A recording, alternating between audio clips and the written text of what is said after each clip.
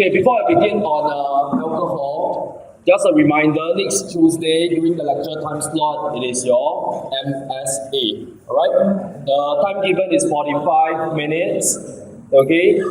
For the MSA, the topics to be covered, I hope you remember them by now. It will be your organic topics right from intro to all the way until arenes, okay? And also your inorganic topics, your periodicity, Group 2, Group 7, and last but not least, chemical bonding. Okay, all the questions in MSA, they are structured, no MCQ, right? And of course, on the day itself, okay, if you happen to be absent, you can only be covered by MC because this is an official assessment, right? So now, coming back to our lecture on alcohol. So on yesterday's lecture, we took a look at alcohol. Okay, starting with the classification of the types of alcohol. And in this case, the classification only applies to your aliphatic alcohol. That means OH directly bonded to alkyl group. So the classification is same as before, primary, secondary, and tertiary. And then we look at the nomenclature, which we have learned before in Intro to Organic Chemistry. And then we look at the physical properties of alcohol, specifically the boiling point and solubility, which has all got to do with the ability of alcohol to form hydrogen bonds, right? So all these we have learned before under chem bonding. And then up next, we look at how can we prepare alcohol. So as a quick recap, okay, look at the summary table on page 6. In arenes, in alkenes, okay, you learn that alkenes can undergo hydration to form your alcohol. So the type of reaction in this case is actually your electrophilic addition. Okay. Alternatively, some of you may point out, instead of using hydration, instead of using electrophilic addition, can I subject alkene via another reaction pathway to get alcohol? The answer is yes, you can. And if you still remember, it will be your mal-oxidation, whereby you form diol. Correct? The next synthesis pathway is that of the hydrolysis of your RX. Okay? This is what we have learned in the previous chapter. So something that is quite fresh on the mind. And of course, we can also reduce organic compounds like aldehyde, ketone, and carboxylic acids to get your alcohol. Okay, and of course for ester, okay, you know that ester is made up of alcohol and carboxylic acid. So if you were to hydrolyze ester, you're going to get back your alcohol. So for these two parts, okay, don't worry. Subsequently, we'll learn more about it under the topic of carbonyl compounds and carboxylic acid and derivatives.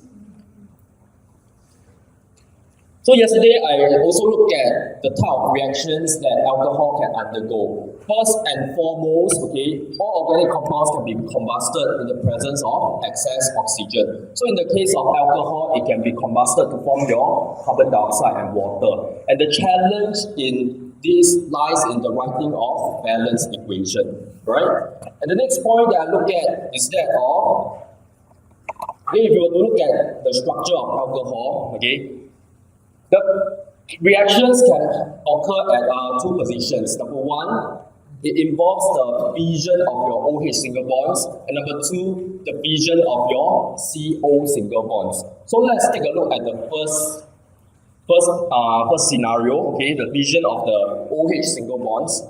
So like what we have learned in O-level chemistry, okay, water can react with sodium to form sodium hydroxide and hydrogen gas. So now if you were to substitute one of the H on water with alkyl groups, it becomes alcohol, right? And via the same reaction, okay, you will end up having a salt, which is a sodium alkoxide and hydrogen gas. And of course, under this component, okay, I also introduced to you guys that alcohols, they are very, very weak acid, okay? They are weaker than your water, and in reality, okay, we can say that they don't possess any acidity. Okay, so here in your lecture notes, you are supposed to fill in the blanks, okay, in green, not acidic enough to react with sodium hydroxide and your sodium carbonate. And then we take a look at the esterification with carboxylic acid, okay. So here, very important, okay, yesterday some of you had questions, okay. I'm going to repeat myself again. For the type of reaction, it is either condensation or nucleophilic substitution. Okay, I think this is very important. You may want to write it down on your lecture notes. Right? So if we were to ask you for the type of reaction, you cannot write esterification. So this part is important. Please write it down.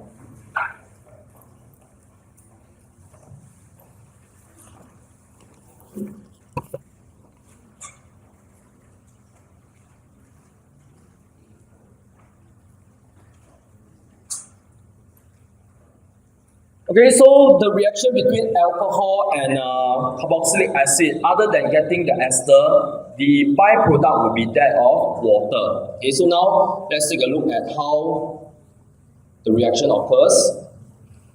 So in this case, you notice that you have a balanced equation. Okay, and the process of esterification is actually slow and reversible. The word reversible tells you that the reaction is incomplete.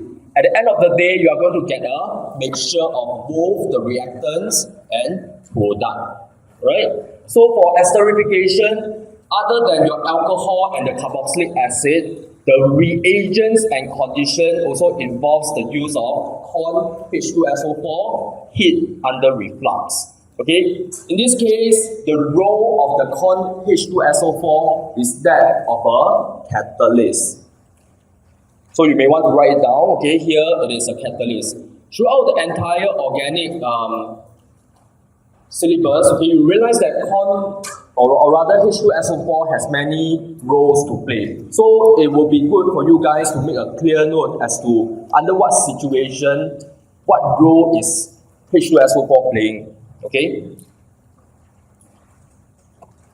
So here to represent that this reaction is reversible, okay, you notice that the arrow that we use is your to and fro arrow, okay, the reversible sign.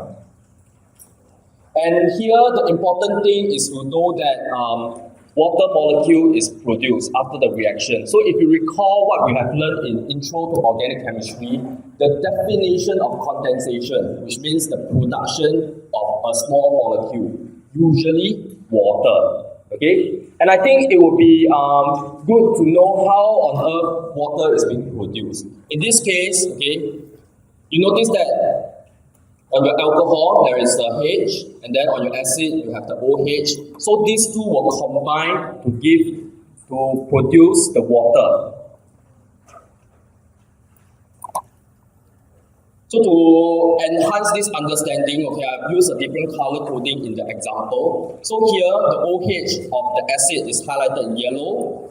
The H in the alcohol is highlighted in green. So after esterification, they are going to produce water molecule here. Okay? So now, okay, other than being a catalyst, the use of corn H2SO4 can help to increase the yield of ester. Okay, how does it do so? Very simple. What happens is that in this case, okay, you know that corn H2SO4 has the dehydrating ability, so it is going to absorb the water that's produced in the reaction. So here you have the production of water. In the presence of corn H2SO4, it is going to absorb it, and as a result, okay, the position of the equilibrium will be shifted towards the right-hand side. Why would the position of the equilibrium be shifted to the right-hand side? Don't worry, later on in term 2, okay, you're going to learn the explanation. It is Le Chatelier's principle. So if you want, you can make a note, okay, see chemical equilibrium in term 2. So other than the use of corn sulfuric acid, okay, what other ways can we use to increase the yield of the ester? So here, okay, these are the two methods that you can adopt to increase the yield of the ester. And I think it will be good for you guys to write it down. Okay. Explanation-wise, don't worry. Later on, when you learn chem equilibrium, when you understand the Le Chatelier's principle, you will appreciate these procedures well, right?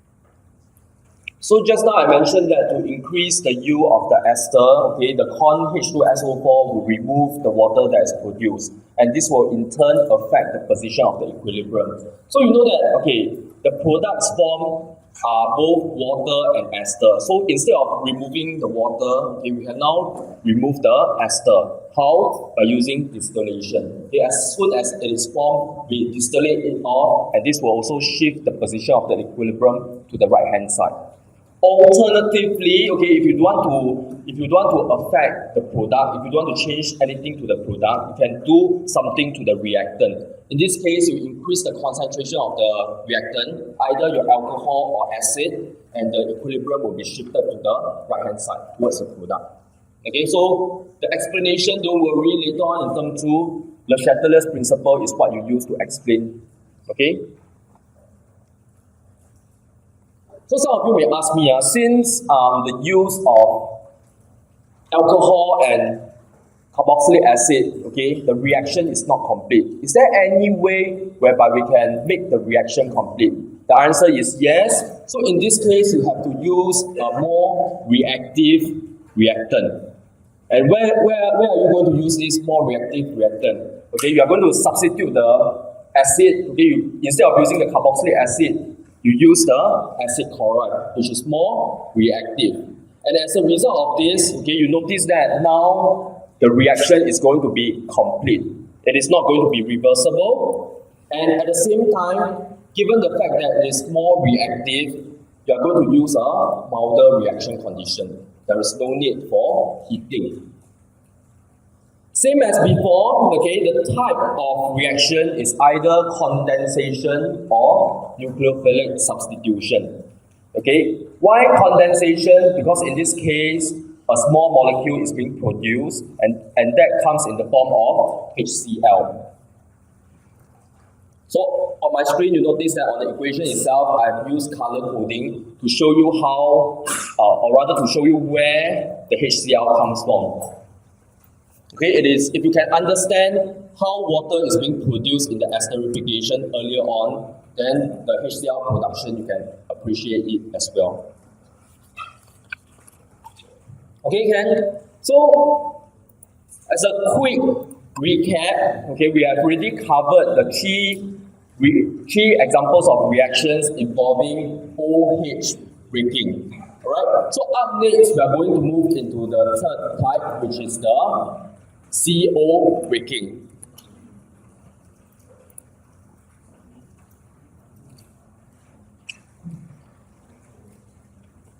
So for the reactions involving CO breaking, you notice in your lecture notes that point 1A all the way to point 1D, they are very, very familiar. You have just seen it in RX, and hence I'm not going to dwell too much on it.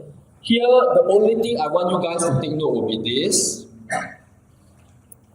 In your RX lecture notes, okay, if you recall, the reagents that we give you guys is that of HCl gas or corn sulfuric acid, NaCl, correct? Then some of you may ask me, is there a typo? The answer is no, okay? Here we are going to tell you the third reagent that you can use, okay, to produce RCl, and that is via corn HCl.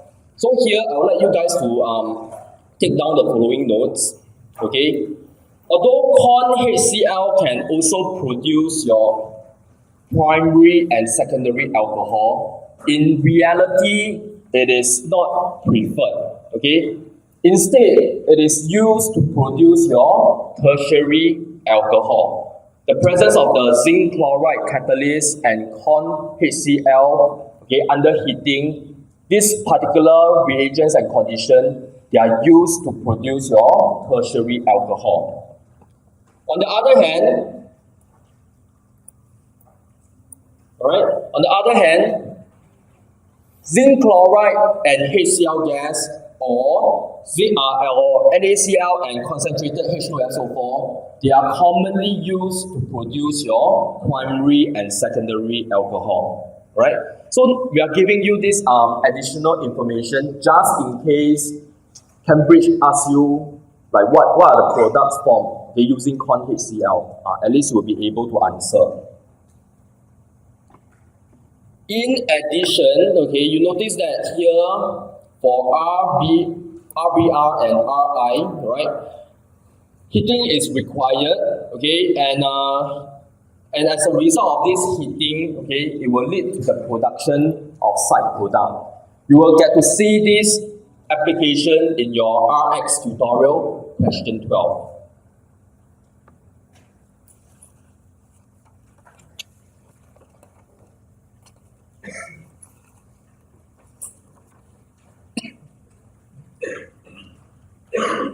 So although in this case we see that there is the usage of corn HCl, okay, please take note, the type of reaction, it is still going to be your nucleophilic substitution. So in fact, for point 1A all the way to point 1D, they are still your nucleophilic substitution, okay?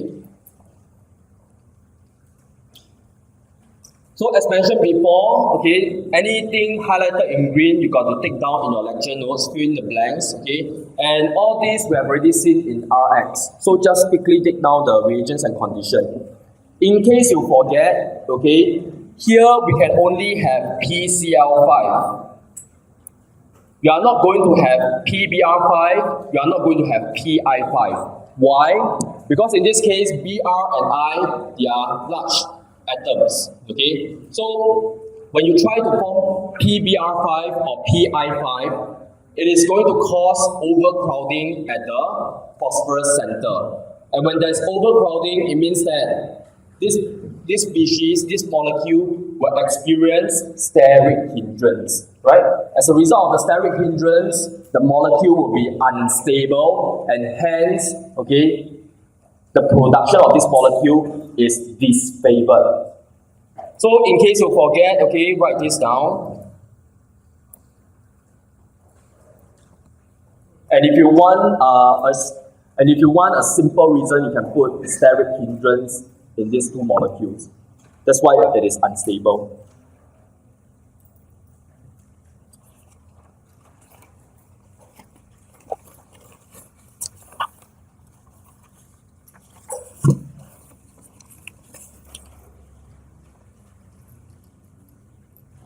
Okay, previously in RX tutorial, RX lecture, I think we didn't mention this, okay. In reality, when we want to carry out the experiment, we often prefer the use of phosphorus halide over hydrogen halides. Why?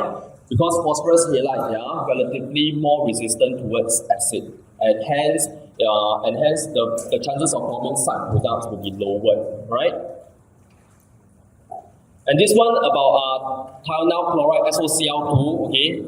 If you were to compare the synthesis route using PCl5 and SOCl2, okay, in reality, we prefer to use SOCl2. Why? Because here you notice that the byproducts when you use SOCl2 is that of SO2 and HCl. SO2, the physical state is gaseous, so it will just escape from the reaction mixture. And then for HCl, you're going to notice white fumes. Okay, so they are going to exist as vapor state. So it will just escape from the reaction mixture.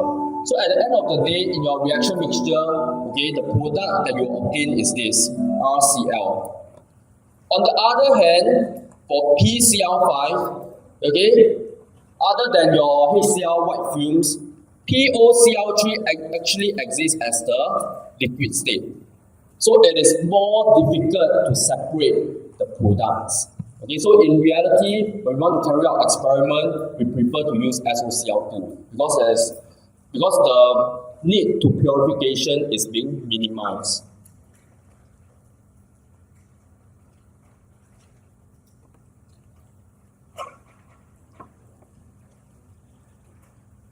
Okay, the second example of reaction involving CO breakage is that of dehydration of alcohol. So for this part, we have actually seen it under alkenes. So just for a quick recap, the type of reaction involved in this case is that of elimination. So in laboratory conditions, the reagents and condition used is that of excess corn H2SO4 170 degrees Celsius. Okay, so in this case, the role of your corn H2SO4 is that of a dehydrating agent. Okay, so like what I mentioned before, if test or exam question asks you for the reagents and conditions, you always give the laboratory conditions, right? However, okay, you still need to know the industrial condition because Cambridge may give you this particular condition in the question itself. Okay, so previously when you learn this part under alkene, you know that at the end of the day, you are going to produce alkene from alcohol. Okay, if you are using primary alcohol, okay, that's not a problem. You are just going to get one type of product. However, when you have secondary or tertiary alcohol, especially when they have 4 or more carbon atoms, you are going to have a mixture of product. Okay, so to illustrate this, we have the example of butane 2-ol. So here you notice that H2O can be removed from the red color part. It can also be removed from the blue color part. So as a result, okay, you're going to have a mixture of product. Both build 1 in and build 2 in will be produced. Okay, take note, the word here is and, not all. Okay, you are going to have a mixture of product and hence purification is required. Alright? So having said that, you may ask me, so in test or exam, how would this concept be asked? Okay, so in test or exam, okay, usually the question will give you a series of alcohols and you are asked, which of the following can undergo dehydration? Okay, if it is a structured question, then there will be a next question. Okay, from the products obtained after dehydration, which one demonstrates cis-trans/geometrical isomerism? Okay, so to answer the second question, you have to recall what are the criteria needed in order to have geometrical isomerism.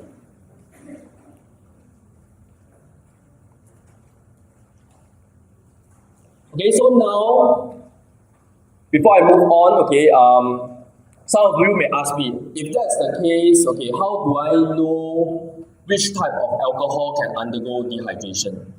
The answer lies in the next part, okay.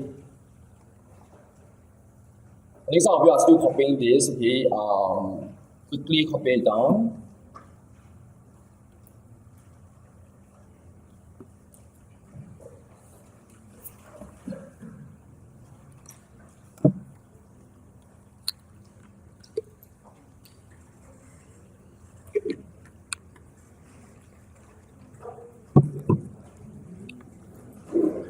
Okay, so in order for dehydration of alcohol to occur, okay, the condition is as such, there must be at least one hydrogen, okay, on the carbon that is next to the carbon that bears the OH group. Okay, the word adjacent, if you think that it is too difficult for you, Okay, a simpler way of understanding is side by side.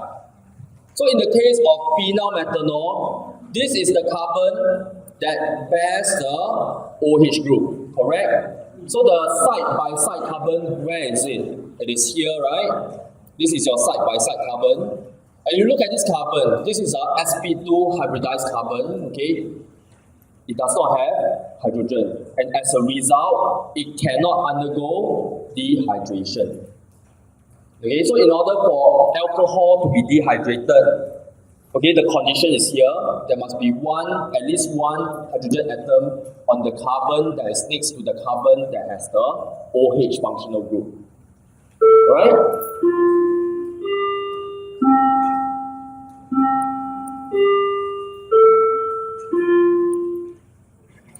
Okay, when we learn about dehydration of alcohol under the chapter of alkene, I think we didn't really emphasize why must we use excess corn H2SO4, right? Why must it be excess, correct? So now let's understand the implication, right? Excess corn H2SO4 ensures that all of your alcohol molecules are protonated, okay? And hence, it will favor the elimination of H2O molecule. If your corn H2SO4 is not used in excess, what happens? It means that you are going to have excess alcohol molecules in the reaction mixture, right? So as a result of this, okay, you are going to have a side reaction, and that is the formation of ether, as shown here. So some of you may ask me, do I need to know the reagents and conditions and this particular equation? The answer is no, okay? But you have to take note that this may come out as a data response question in test or exam, right? So I think it will be good to write down this part in red, okay, to help you appreciate why there is a need for the word excess.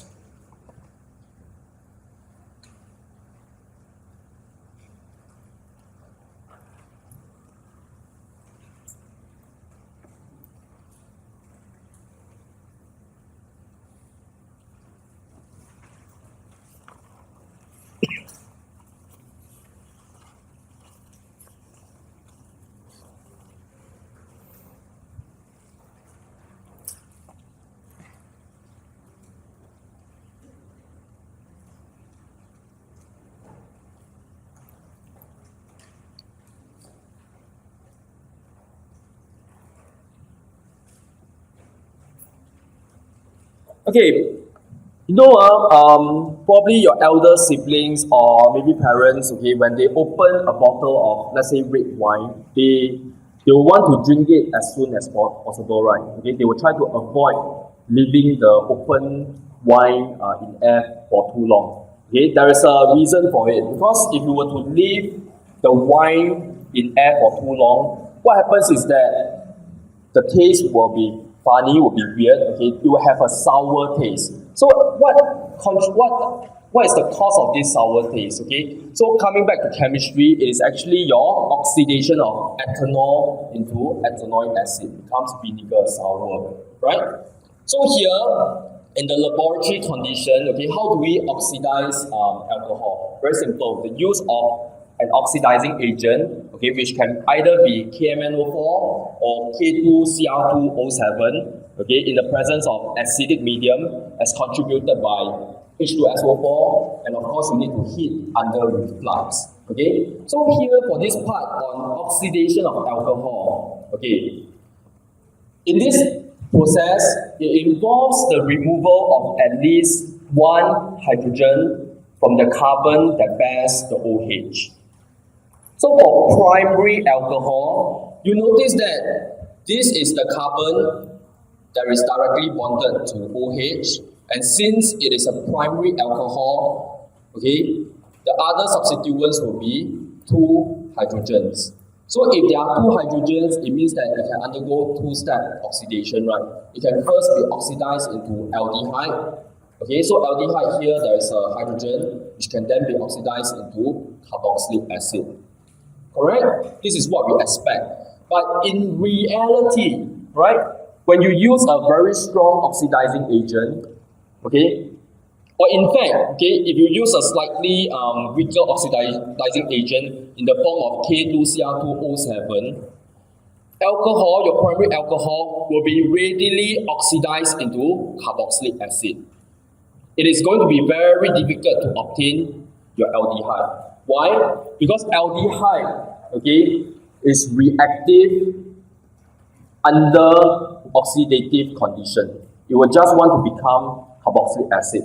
So now you may ask me, okay, if I am required to obtain the aldehyde, is there any way that I can do it? Yes, you can. In this case, you got to use K2Cr2O7 acidic medium in the form of H2SO4, and here the condition, heating, same as before, but now you are supposed to do distillation once your alcohol is being oxidized, right?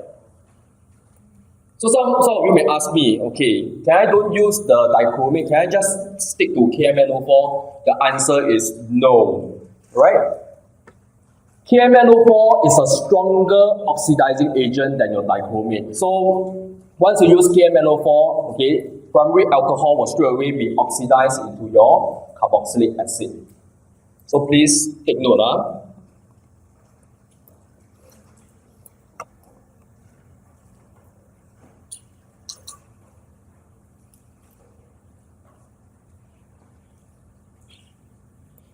So here, okay, I tell you that for oxidation of alcohol, okay, since the process involves the removal of at least one hydrogen from the carbon that bears the OH group, okay, by virtue of this understanding, okay, it means that your tertiary alcohol cannot undergo oxidation, correct? And we'll see that in a short while.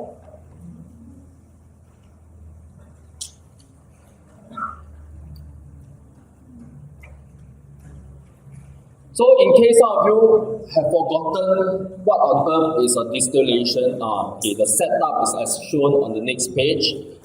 Do you need to know it? The answer is yes, because later on in organic planning, you may be asked to draw the distillation setup.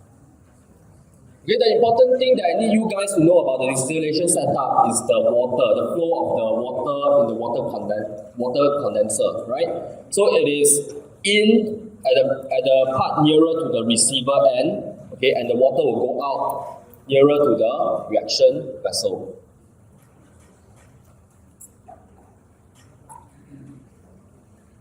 So for secondary alcohol, okay, as you can see over here, there is one hydrogen bonded to the carbon that bears the OH. Therefore, it can undergo oxidation to form your ketone. Same as before, you can either use KMNO4, if not K2Cr2O7. Okay, the acidic medium remains, the heat with reflux remains. Alright, so now some of you may ask me, okay, now that I have ketone, can it be oxidized into carboxylic acid? The answer is no. Okay, it will stay as ketone. Why? Because previously in aldehyde, okay, you still have a hydrogen. But in ketone, there is no hydrogen at all, and hence the oxidation will stop here, right?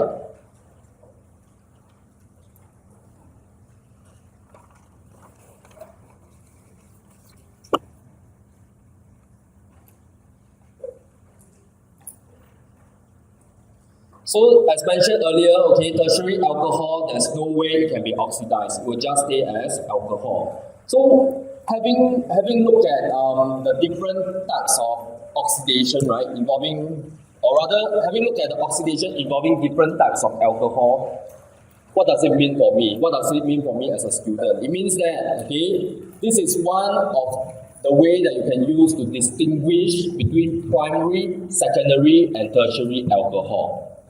So this is important, this part.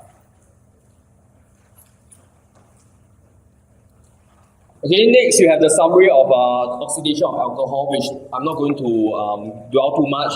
It is essentially the same as what I mentioned before. Okay, the important thing that I want you guys to take note in the table is that here, the equation as stated, they are all your balance equation. How do you know they are your balance equation? Because here you see that there's the usage of square bracket O. Alright?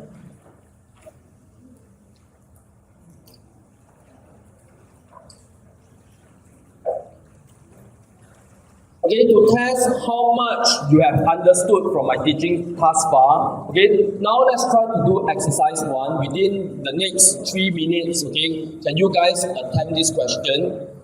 Being a very nice person, I have given you a clue, okay? The clue is, there's only one, and that is to first identify the type of alcohol. Once you know that it is a tertiary alcohol, then you know there is no way you can have oxidation.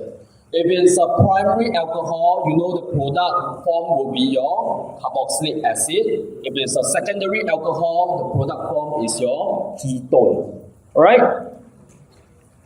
So within the next 2 to 3 minutes, can you all attempt this question?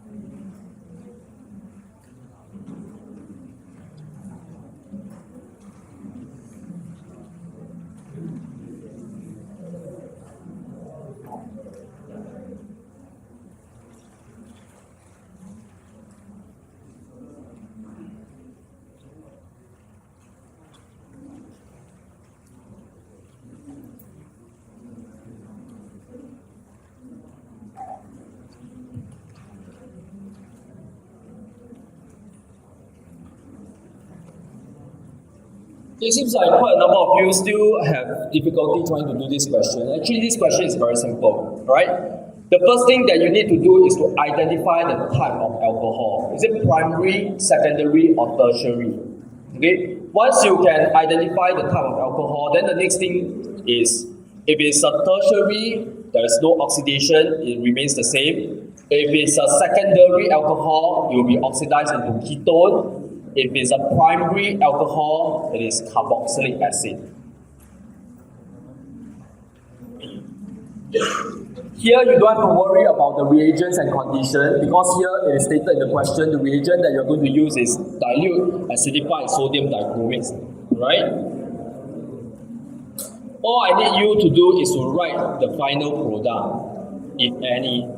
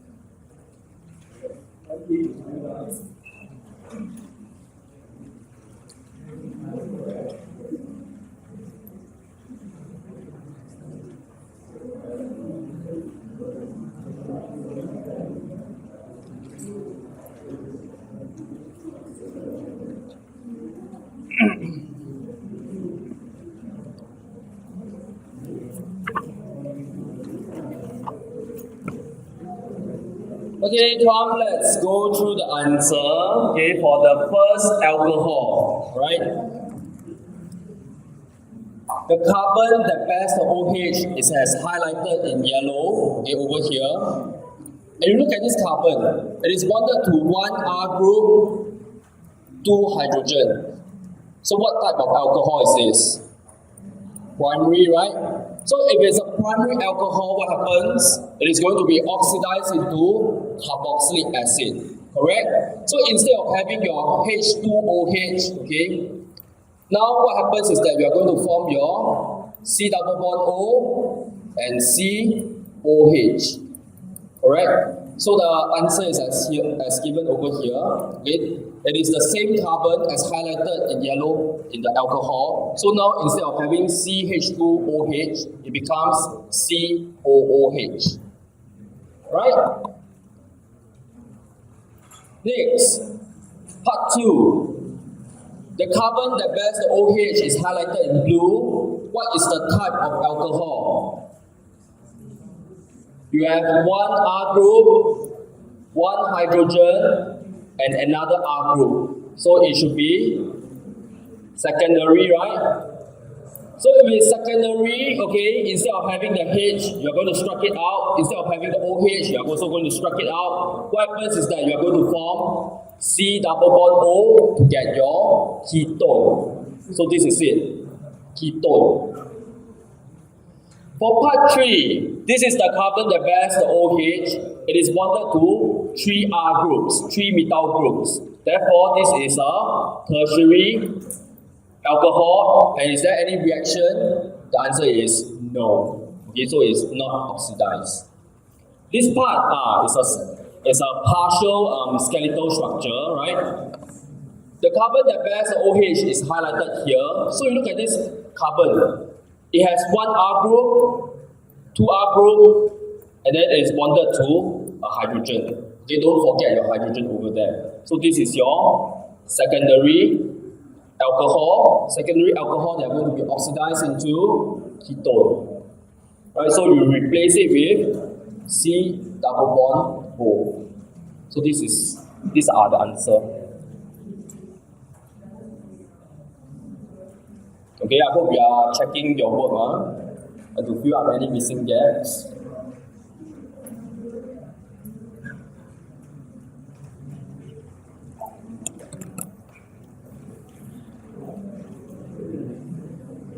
Okay, up next we are going to learn something new, okay, and that is known as your triidomethane test or your idofoam test. Okay, the word idofoam is a commonly used name. Okay, the chemically correct word to use is triidomethane. Right? What is the purpose of the triidomethane test? This part is important, people. What's the purpose of the triidomethane test? It is to identify for the following fragment as highlighted in yellow, okay, in a alcohol. So this is what we are interested in.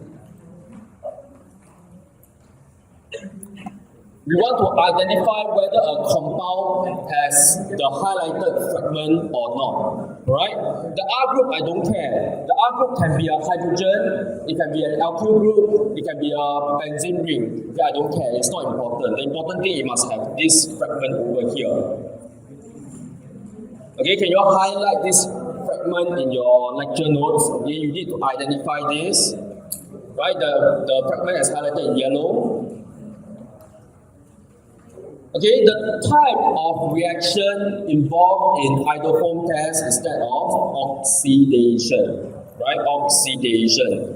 The reagents and condition is iodine, sodium hydroxide, and then of course warm. The reason why you need to warm it is to prevent the product, okay, from re-dissolving into the reaction mixture.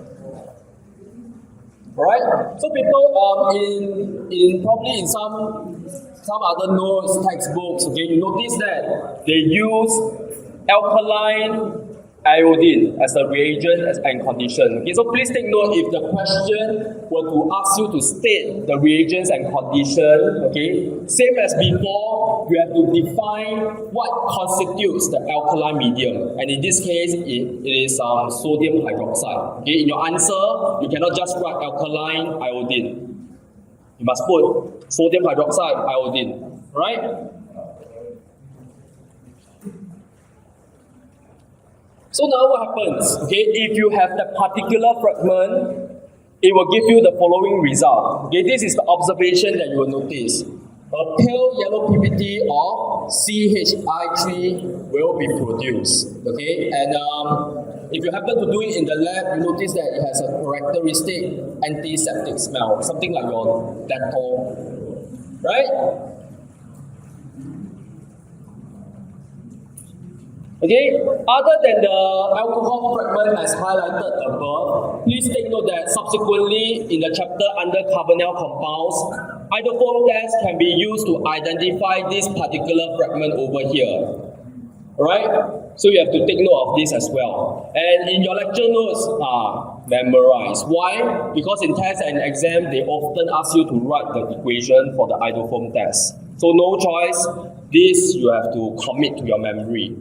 Okay, and here you notice that you are going to have this N ion, the carboxylate N ion. Why? Because carboxylic acid produced, right? But the medium is actually your alkaline medium. So the acid that is produced will immediately be deprotonated to form your carboxylate salt. Okay? So some of you may be very confused, like what on earth is this reaction about? Okay, so to help you better appreciate this reaction, let's take a look at a video to see how the yellow PPT is actually formed, right? Iodine will form CHI3 thanks to haloform reaction. The procedure is extremely easy. Put in a beaker of 250 millimeters, 12 grams. Okay, first thing first, we're going to add your sodium hydroxide to create the alkaline medium. So as you can see, it's colorless. Next, you add your alcohol, colorless as well. CH3COCH3. After, just add 150 millimeters. Next, you add your iodine. 5% sodium hypochlorite.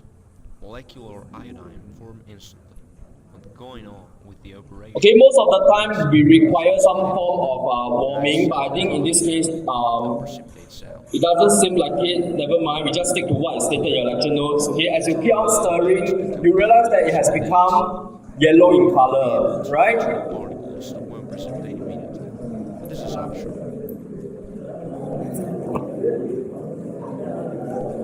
So upon evaporation of the solution, this is the yellow PPT that you get. And this yellow PPT is your CHI3.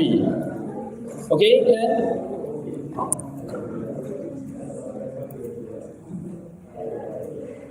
Okay, for the next question, which of the following alcohol will give positive hydrophone test? Okay, very simple. First and foremost, for all the options as given, draw out the structure. Once you draw out the structure, you identify for the fragment that you want, which is this. So in this case, you notice that ethanol and propane 2-ol, they satisfy the second condition, right? They have the fragment as highlighted in yellow. So in this case, the answer is actually A and C. And you know this is an unusual kind of MCQ because in MCQ, there is only one best answer. Alright? So this is slightly different, okay?